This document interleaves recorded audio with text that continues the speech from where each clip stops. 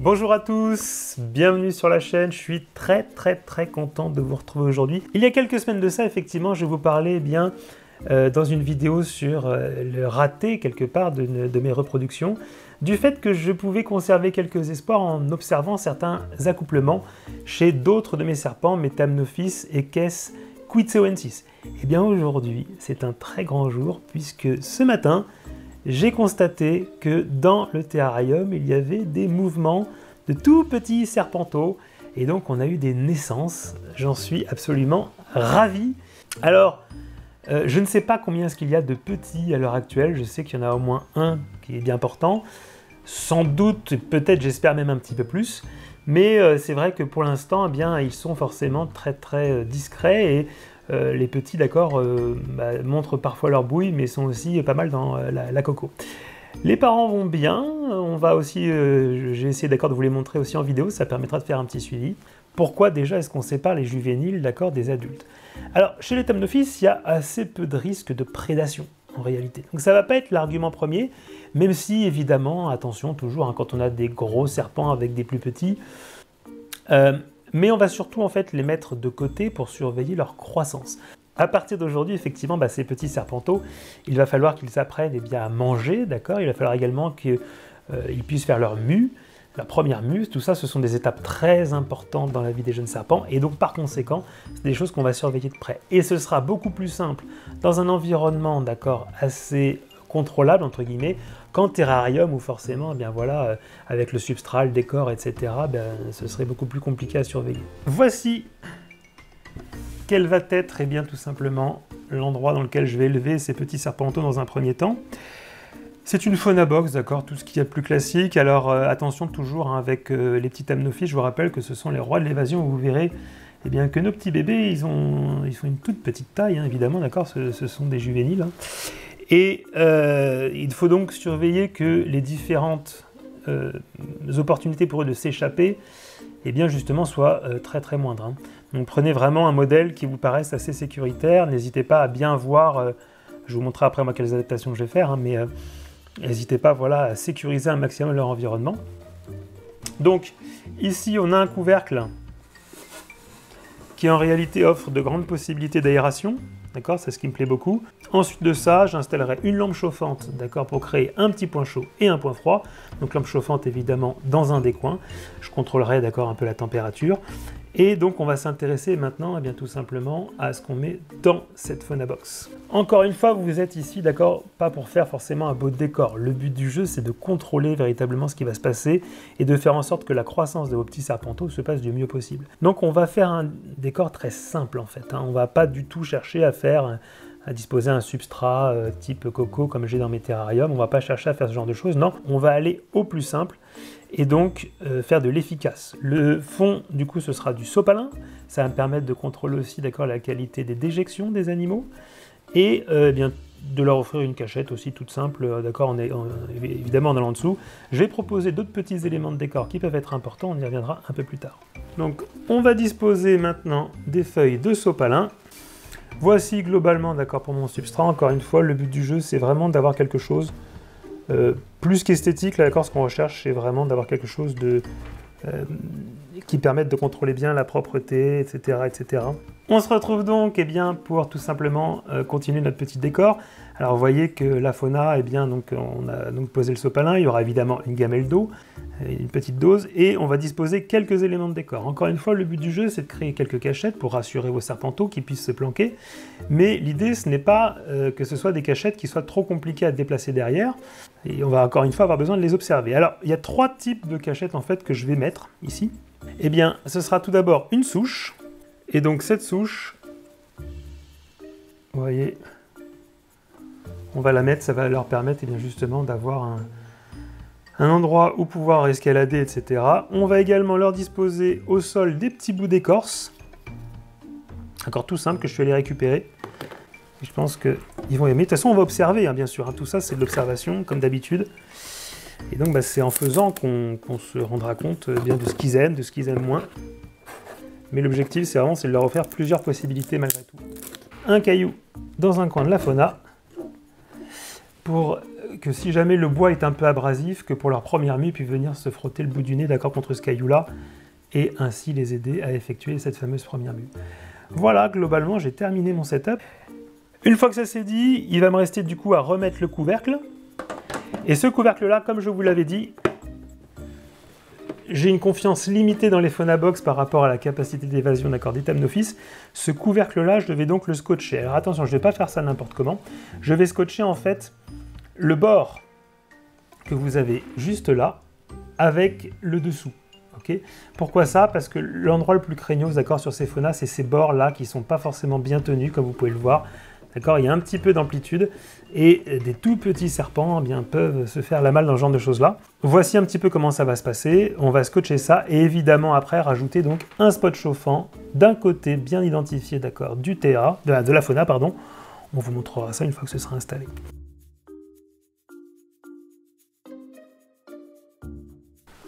Donc là, l'objectif, c'est vraiment pas de faire dans l'esthétique, c'est plus de faire dans le sécuritaire, d'accord, avec les Tamnofis et les évasions, c'est toujours un problème, d'accord, qu'il y a à prendre en considération. Donc là, vous voyez que je viens aplatir du scotch, histoire de fixer le couvercle tout simplement. Ensuite, je vais, avec mon doigt, le faire passer délicatement en dessous, comme ça, histoire de créer vraiment une frontière un peu hermétique.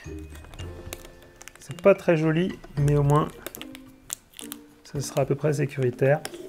Et ça les amis, petit message, c'est le scotch qui me sert normalement pour vos colis de vitamine B1. J'en profite pour vous dire que tous ceux qui seraient intéressés par de la B1, eh bien n'hésitez pas à me demander, d'accord, je vous mets un petit lien vers la vidéo.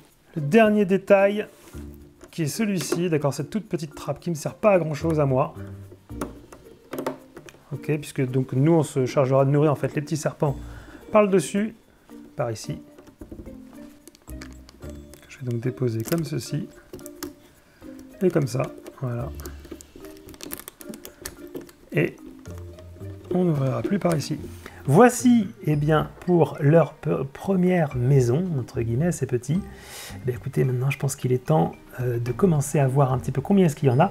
Et la toute première étape, eh bien, ça va être d'enlever les parents.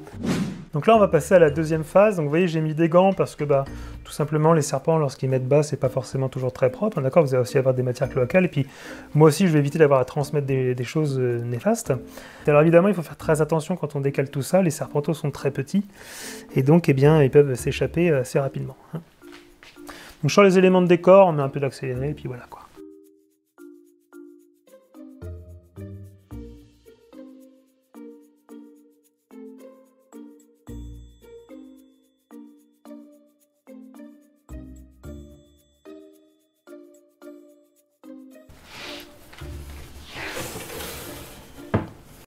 Bien, alors voilà, je vous présente, eh bien, monsieur, l'heureux papa. Hein. Donc un Tamnophis equesquitseoensis, donc je rappelle que c'est une espèce du coup mexicaine. Alors forcément, quand on l'a sorti du terrarium, voilà, il est un peu rapide, il est un peu stressé, mais vous voyez que c'est des serpents qui finalement se calment assez vite. Et qui ont un comportement très sympa, ils sont très très jolis, moi je trouve, d'un noir assez intense, profond. Et avec le dessous du menton blanc, comme je vous l'avais déjà dit, également le dessous de la queue, qu'on va pouvoir voir un peu ici. Hein. Donc vous voyez, donc là il commence gentiment à se calmer, puisqu'en fait il comprend qu'il n'y a pas de danger. Voilà. Ils ont également une très jolie langue rouge et noire, qu'il est forcément en train d'agiter beaucoup à l'heure actuelle. Vous voyez. Et donc voilà, ces serpents ont un peu plus d'1 an. Comme vous pouvez le voir, d'accord, ils ont quand même des jolis reflets à la lumière, malgré le fait que ce ne soit pas des écailles lisses, qui favorisent les reflets chez les serpents. Ici, on a bel et bien des écailles carénées, comme chez les Tamnophis. Mais, malgré tout, des jolis petits reflets de serpents qui grandissent très bien, très vite, assez massifs, comme vous pouvez le voir, d'accord. Alors, comme ils sont réputés donc assez piscivores, ceux-là, c'est-à-dire que comme tous les serpents justement réputés assez piscivores, l'odeur du musc est assez forte, mais très honnêtement, voilà, on n'a quasiment pas vu, puis là, vous voyez, c'est pas quelque chose qui, moi, me dérange absolument à l'heure où je vous parle. Et donc, on a un serpent assez cool. Voilà, donc ça, encore une fois, c'est papa. Et donc voilà, pour tous ceux qui réclamaient un petit peu des plans du suivi de ces thèmes d'office. Un serpent qui est très calme, on va le déposer dans sa boîte. Alors donc tout ça en fait c'est des boîtes qu'ils connaissent parce que c'est des boîtes dans lesquelles on les met pour changer les terrariums finalement pour aujourd'hui, d'accord. Pour eux ça va être un petit peu ça aussi. Donc on va le déposer à l'intérieur, gentiment. Alors il n'y a pas forcément à vouloir rentrer la tête au départ, mais donc en y allant gentiment et en s'aidant, pourquoi pas, de cette main là, hop là, on va pouvoir le mettre en dessous. Alors évidemment, quand vous faites ça, il est possible qu'il y ait un peu de nouveau de stress, mais voyez qu'en le calmant avec la main dessus, pas de souci. Et donc, je referme la boîte et je vous sors la femelle. Voilà, je me retrouve donc avec madame cette fois-ci. Donc, l'heureuse maman, alors qu'elle a bien maigri, là on le voit bien, d'accord, le corps il est... On sent qu'il y a une mise bas, hein.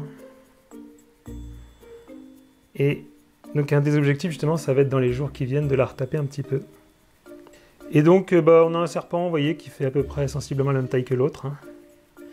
Alors que évidemment pendant qu'elle était pleine, elle paraissait bien plus grosse. Alors vous voyez qu'elle, dès sa première année, alors qu'elle fait pas non plus une taille mirobolante, elle nous a mis quelques petits au monde. Alors on va voir combien. En bougeant, on en a vu un. Donc il y a au moins un petit serpenteau, c'est sûr. Je pense qu'il n'y aura pas une grosse portée, parce qu'encore une fois, elle n'est pas bien énorme, hein, comme vous pouvez le voir. Les thèmes d'office équestres ne sont pas forcément les plus colorés, mais ils ont des très jolies lignes. Voilà, ça fait vraiment des jolis serpents. Et très sympathiques à maintenir. Alors on est encore très loin de la taille adulte, hein, puisqu'elle pourra atteindre les 1m40. C'est pour ça que c'est un petit peu, pour moi, une surprise de l'avoir se reproduire cette première année, mais malgré tout, elle n'est pas énorme non plus, donc voilà. Il va falloir dans les jours qui suivent vérifier est-ce que le mâle la sollicite pas trop. Allez, donc il va être temps, voilà, de mettre notre petit serpent dans sa boîte. Alors attention, parce que là, évidemment, vous avez déjà le premier qui y est, hein, donc on va faire attention à ce qu'il n'y ait pas d'échappée. Donc on va forcément devoir y aller un peu plus vite malgré tout. Donc il faut avoir un geste sûr et assez sain. Donc je vais d'abord lui proposer d'y rentrer toute seule. Mais comme vous avez pu voir avec le premier, c'est pas forcément simple, surtout que le premier risque peut-être aussi un peu de s'agiter, même si là elle est bien calme, regardez. Des fois en leur proposant de rentrer simplement tout seul comme ça. Voilà. Et bien on obtient des très bons résultats. Voilà, bon ça c'est un petit peu dans la chance. Vérifiez bien lorsque vous remettez évidemment d'accord le couvercle que vous n'ayez pas un bout de queue de coincé, un bout de quelque chose. Et ensuite on referme les attaches. Ah, vous voyez qu'il faut directement les se mettre sous le sopalin. Et maintenant on va pouvoir s'occuper des nouveau-nés. A tout de suite. Allez, donc là je vais partir en mission pour aller chercher les petits serpenteaux.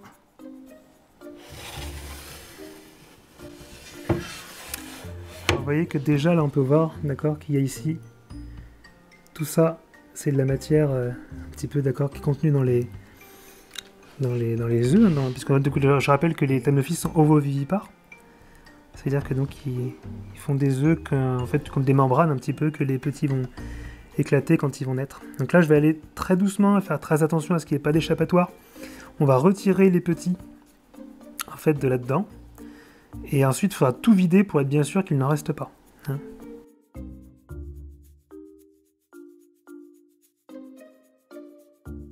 Hop! Le tout premier, il y en a un deuxième qui sort la tête là-bas. On ira chercher après. Voilà.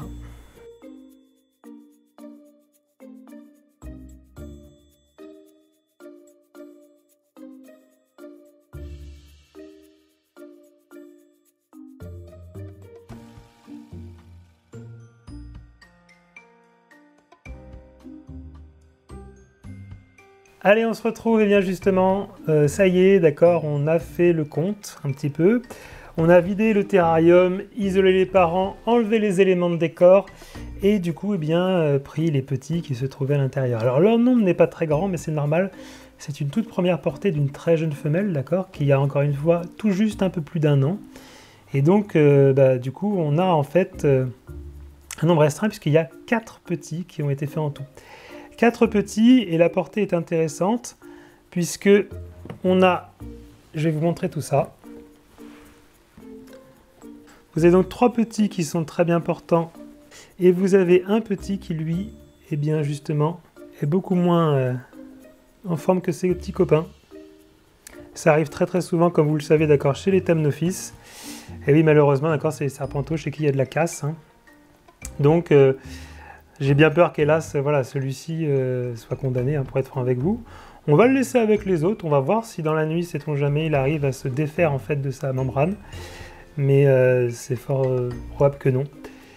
Donc on verra tout ça, je vous donnerai un petit peu les nouvelles dans la vidéo, de voir un petit peu ce qui lui arrive dans les jours qui viennent. C'est là que ça va jouer pour lui. Les trois autres aussi, mais ils m'ont l'air d'être beaucoup plus en forme. Hein. Donc on va pouvoir un peu les transvaser et les mettre dans leur nouvel environnement. Voilà. Donc, bah, je vais commencer au hasard avec celui-ci. Alors vous voyez, hein, donc on a vraiment des petits Quitsoensis typiques. Vous avez la gorge qui est bien blanche, la langue bien rouge et noire. Vous voyez. Et donc ils vont encore devenir plus foncés en vieillissant un peu. Et donc tu vas être le tout premier, ou la toute première, je ne sais pas trop, à rejoindre ton nouvel environnement. Ici. Voilà. Allez, on y va. Toi, qui a l'air d'avoir envie de sortir, viens par là. Hop là. Voilà. Donc c'est aussi le moment où on vérifie, voilà, que les serpents n'aient pas de raideur, par exemple, pas de choses un peu bizarres. Mais là, ça n'a vraiment pas l'air d'être le cas. Au niveau notamment de la queue, d'accord, des fois ça peut arriver.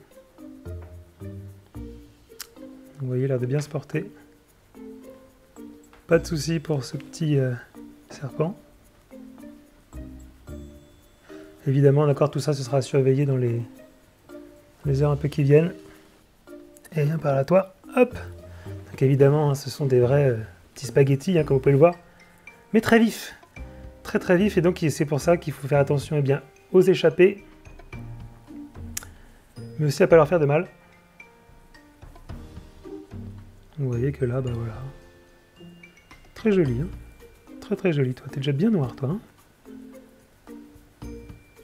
Voilà. Magnifique.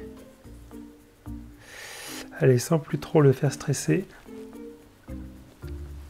on va pouvoir le relâcher. Gentiment. Voilà. Donc nos 3 serpents bien portants sont dans la boîte.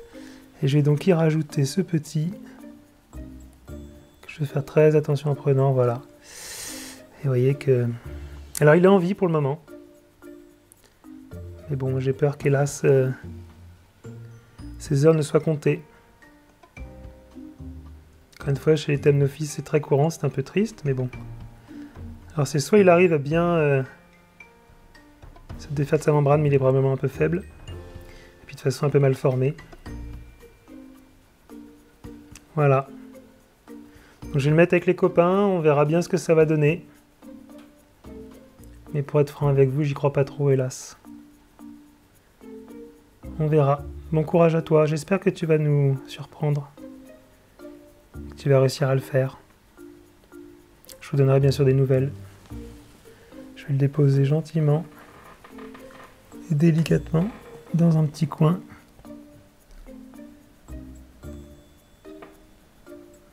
Voilà. On verra bien si jamais, voilà, ça c'est la nature, hein, voilà, il faut respecter ça. Voilà les amis, eh bien écoutez, c'est ainsi que je vais conclure cette vidéo. Nous, on va bien remplir de nouveau le terrarium qui est ici, c'est un peu la tâche qui nous attend, pour remettre les parents en place, bien sûr, qui ont bien mérité du repos. Commencer dès demain à reprendre soin de cette femelle, justement, donc Amiba aujourd'hui. On va surveiller un petit peu tout ce qui se passe, évidemment, dans la fauna. Et je vais vous bien proposer de suivre ça, évidemment, sur mon petit Python, les aventures de ces petits serpenteaux. Évidemment, si vous souhaitez ne rien rater, d'accord, de tout ça, je vous conseille, eh bien, de vous abonner. C'est gratuit, évidemment. Moi, ça me fait très très plaisir et bah, vous, ça vous permet d'être au courant dès qu'il y a une vidéo qui sort. Et notamment, d'accord, des vidéos sur les petits monstres que nous avons là. Voilà, on va voir notamment bah, si jamais le petit qui est un peu... qui n'est pas terminé, va pouvoir le faire. Est-ce que les autres vont bien se comporter, les premiers nourrissages, tout ça. Et bien ça arrive très bientôt sur la chaîne. Voilà, on a donc 4 petits bébés, j'espère qu'ils vont rester à 4. On verra bien. Je suis dubitatif pour être franc avec vous, mais on verra ça. Des fois ça peut le faire, des fois ça peut ne pas le faire. Et puis bah écoutez, pour les 3 autres en tout cas, il y a une belle aventure au minimum qui commence. Donc abonnez-vous, n'hésitez pas, laissez un petit pouce, et puis je vous dis à très vite, à très bientôt sur la chaîne. Merci à tous, ciao, bye bye.